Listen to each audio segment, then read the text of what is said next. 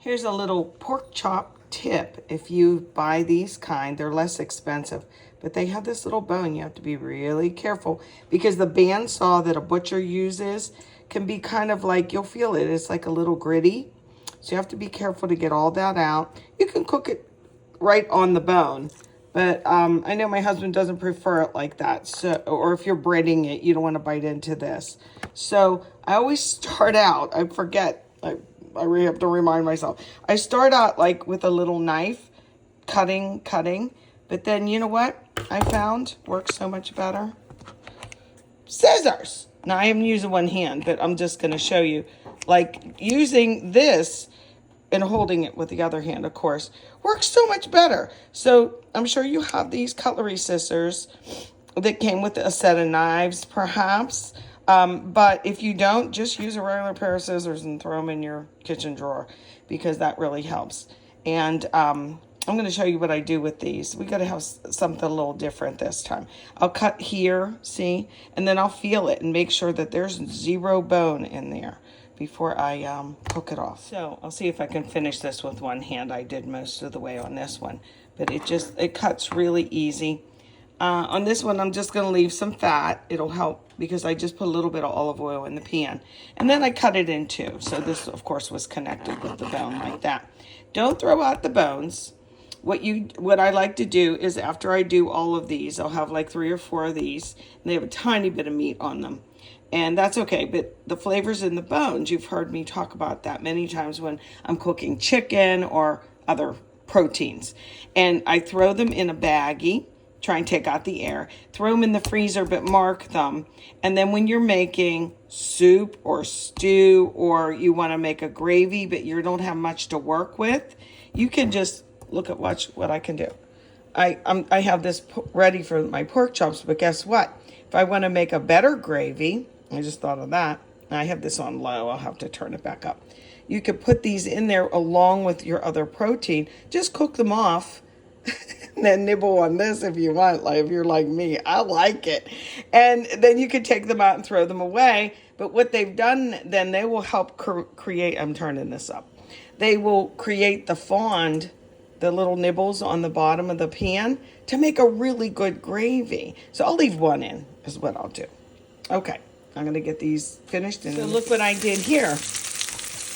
Did any of you ever do this? When I trimmed the fat off a couple of them, I put them in the pan because I hardly had any oil down here, but the fat from the pork chop will work just fine. Now it's spitting at me, and I turned it up too high. So here's something that looks pretty disgusting.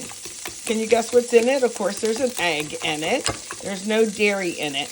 I put some spices in. I put paprika, and I put some parsley in here, and I'm going to put a little bit of this in here. And I'm not going to use breading per se. I don't know if that makes sense, but watch what I do here. This looks gross right now, but I'm going to take one of these little pork chops that I've cleaned off, put it in here, because it's similar to like a Romano in that you put the egg, but then you don't put the flour stuff on it. And there's a lot of flavor in here, so let me get this in this pan. Ready? It's going to sizzle. I'm trying to do everything with one hand. And then these little pieces were the other end of the meat, like this. Let me get that in. And then I'll continue and turn it over and salt and pepper as needed. But I'm just going to leave these in here for now. Like this. I'm not going to make a gravy this time, but you see how this browns? So there's going to be browning in the bottom when that happens. Look at that. Looks like scrambled eggs, doesn't it? Anyway, let me continue. You got to trust me on this. It's really good like that. Okay, back to this. Now you can see how this browned in here. We're just going to throw it away, but it's lending flavor. See the little brown bits? I don't know if you can tell. See those little brown bits? That's coming off of these. Now it's time to turn these. For newbies, one way to tell is if your protein is probably ready to flip, because you don't want to flip it unnecessarily, is see how it's like pale around the edges, especially with chicken. Now this is pork chop. And by the way, this is $4.50 worth of pork chops. And look how big these pieces are. It's plenty for the two of us. So I think I put this one in first. There's another tip. Try and remember which pieces you put in first, second, and third, and then turn them accordingly. Okay, this one's good. Sometimes see how it's flipping up? I'm guilty of putting a little slit in there, but I'll just leave it alone. It'll cook, it'll probably cook fine. These are the little edges. And then there were two little pieces that I didn't even put in the sauce, but they look fine and they'll be great to nibble. A cook's little privilege, as we call it. So I'm going to flip the rest of these. And like I said, I'll throw this away. I'll flip the rest of them. And then I might turn down the heat a little bit on the second part cooking. I like to cook whatever I'm cooking on the first side a little higher. And then when I flip them, a little lower to ensure that it's cooked all the way through. Okie doke. Smells good too, by the way. A different kind of crust, if you will. So I just decided to actually just quickly boil some fresh carrots. And you can see I put a tab of butter in. Here's some options. First of all, here's my secret. I've shown you before. There's sugar in here. It's not really a secret. But growing up, I didn't tell the kids. And they like the carrots, either roasted on a pan in the oven, or, oh, look at my little spinach salad. I had some leftover bacon I crumbled on, and then I took some cheese and used my carrot grater, and just put those on top. It's good with like Romano cheese or whatever. Back to my carrots.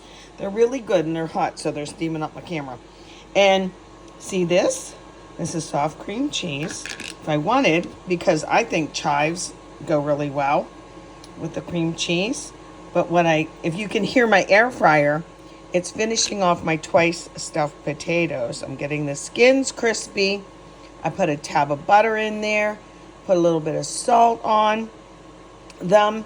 And when they come out, they have a little melted American cheese. And then instead of just sour cream, I'm going to use a little bit of this, about half that much. Believe me, that'll be enough. It's so good because onions in your potatoes are yum, yum, yum. To finish off my little carrots, I'm going to do this. Some parsley. And I'll put the lid back on. So here they are.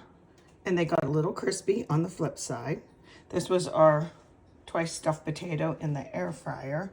The American cheese kind of singed, but I think it's kind of good like that.